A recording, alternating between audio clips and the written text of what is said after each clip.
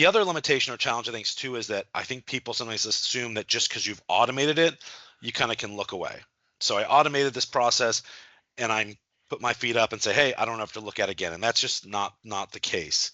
I'll give you two examples. So one, you hear from a lot of physicians of people who use things like ChatGPT to help write appeal letters. And that's not a bad thing. I'm not saying we haven't tried that as well.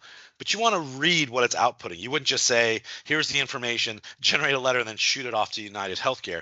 You'd want to read it, edit, modify it first, and make sure it has the right information. And the same thing on something like autonomous coding. You still need to do coding audits. You still need to do feedback and work with your vendor on that. So there's this assumption I think also that people have to get over, which is just because you automated it, you don't just get to completely wash your hands of it and walk away. You still need to have some accountability and oversight tied to it.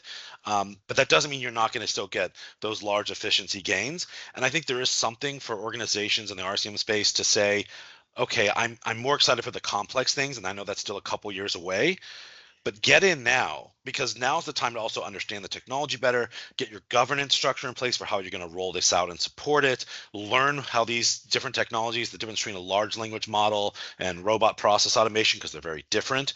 Now's the time to get in. You also can get some better pricing on some of these companies, so before it takes off. So it's still an exciting time to get engaged with AI and automation in your revenue cycle.